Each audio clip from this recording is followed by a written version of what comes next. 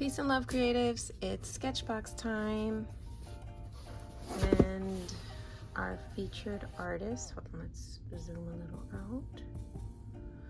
Our featured artist is Anita Baker, and you can find them here. And here's the art. Let me try to get the glare. There we go. That's nice. I like that. It's soft. It's really pretty. Looks like it was done with watercolor. It's beautiful. Let's get into this box. I'm gonna scooch it on over to the side. There we go. Let's see what we got inside. Okay. What? I had a feeling.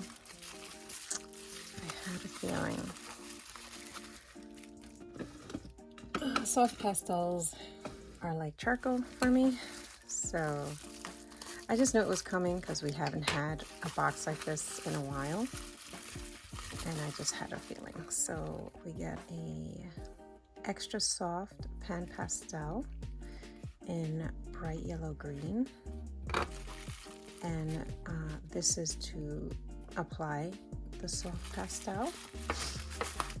And then this is the range that you can get these little soft pan pastels in. We'll look at that maybe later. All right, what else did we get? Okay, blending stumps. An Olo marker, CG5 and CG3,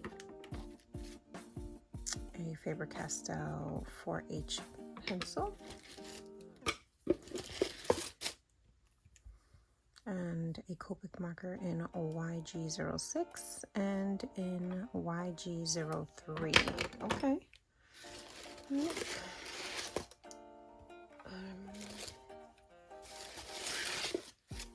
And here's the art. The featured. Okay, so here's the featured artist, and all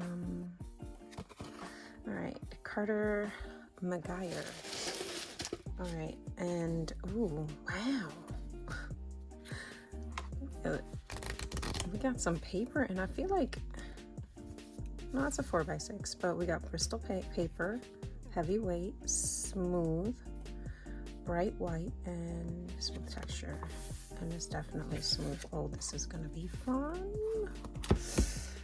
All right, we got a sticker and an eraser. I'm not gonna open the eraser. I have one already. I'll hold on to that. And that's it. Oh wait, no. Just kidding. We get a Copic multi-liner in the color olive. Interesting. Okay. So here's all the things that we get. And yeah, let's get into everything. All right, so I'm thinking, let's see. Ooh, okay.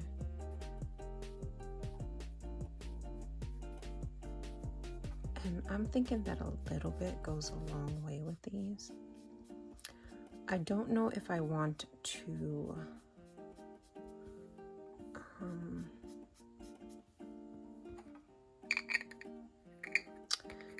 to go on top of these pan pastels with the marker.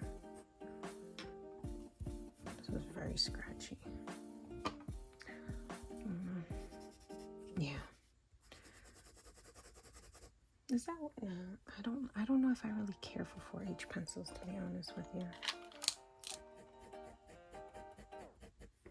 Keeps a point. It's very scratchy. Like, I just feel like it just puts too much of a dent in the paper. So you have to go really soft with this. Okay. Now for the Olo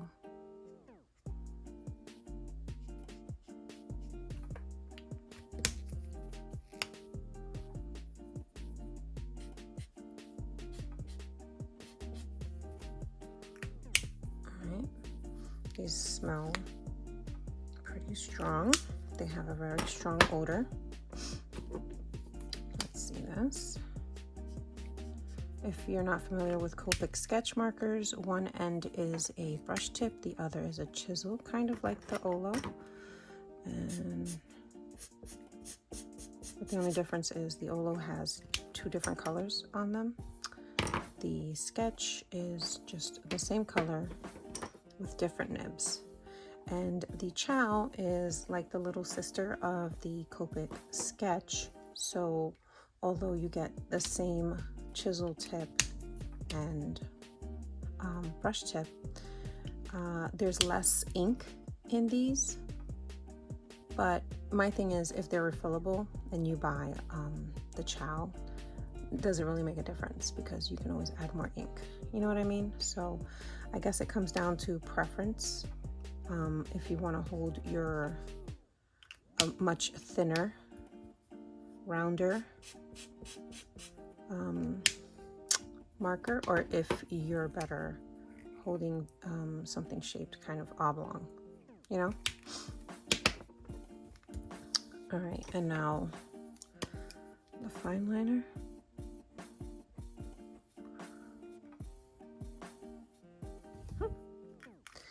Okay, and then the blending stumps, which I'll take one, but I don't know if I'm gonna need it, but we'll hold on to it. Okay. Oh, this comes off too, huh? Can it? Twist it.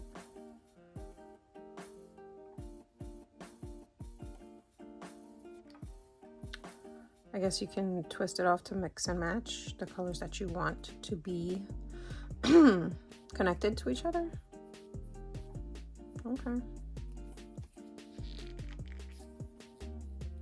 I don't think it. No. Okay. Okay. Interesting. All right. Let's get out another piece of Bristol. But before we do that, okay, yeah, I just wanted to see how much it bled through.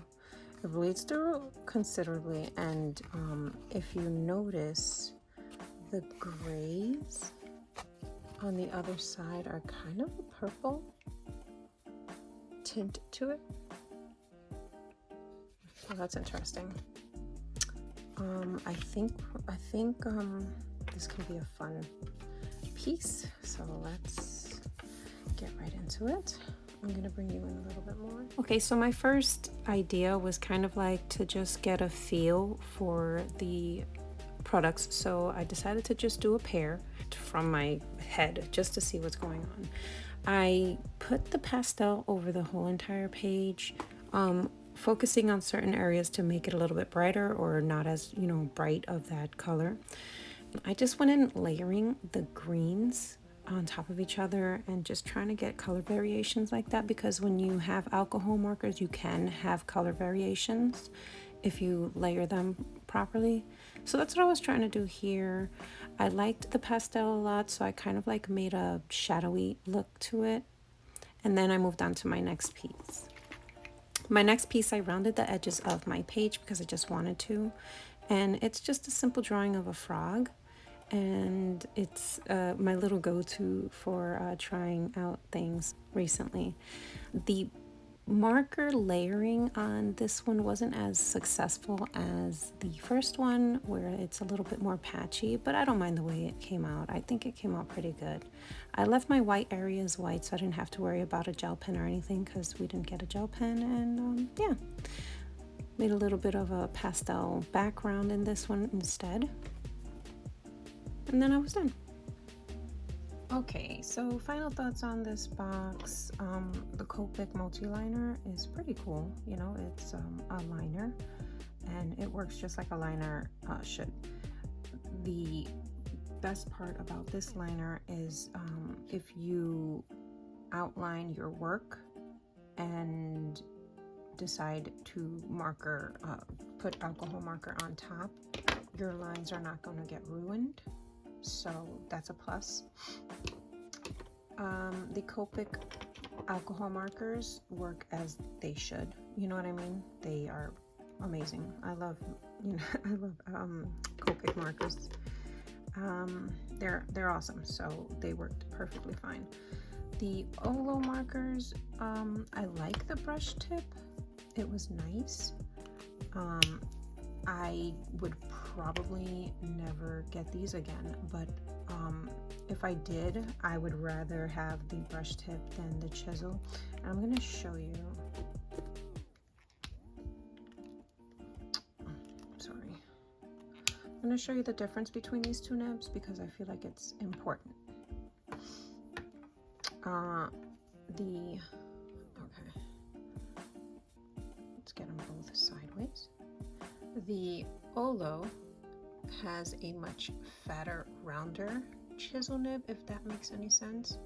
And if you look in the front, it's rounded. It's like that, as opposed to the Copic, which just goes straight down. Now, that wouldn't be a problem if you're covering large spaces. I'm gonna just do a line with both markers, and I'm gonna show you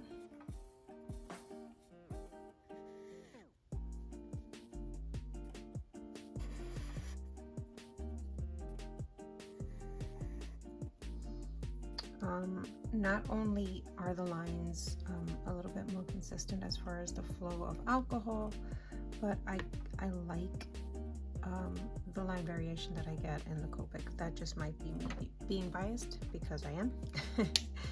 But both markers were perfectly fine.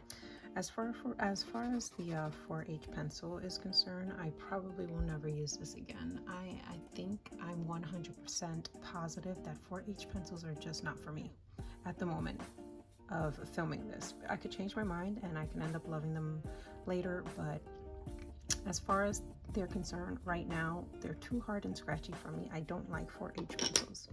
I did not use the blending stumps, but that doesn't mean I won't use them in the future. As far as the pan pastel is concerned, I'm not sure it was necessary in this box, but I don't know, it was a fun addition to put, you know, to make cute little backgrounds with it. It's kind of lifting up, but I guess if you spray some fixative on top, you'll be fine. It won't smudge, or maybe just put a parchment to protect your sheets. And if you don't have parchment, aerosol can work kind of like a fixative. Just carefully and test it on a piece of paper before you test it on your art. You know what I mean? You don't want to mess it up. But the aerosol will stop the pastel from coming up. And the eraser, I'm sure worked. It works just like an eraser, but I did not open it up. As far as this paper is concerned, I like it a lot. It's very bleedy with alcohol markers, which most papers are. So if you're going to use this paper, which you obviously are, I recommend using something to protect the back or your desk or whatever you're working on, because it will bleed through. Yeah, besides that, I guess I'm done. And I want to thank you guys for watching. I enjoyed this box. I was worried when I saw this, but I don't know. I think I made it work. Yeah, so thank you for watching. I hope you guys have a wonderful rest of your day. Can I talk? And yeah, peace and love.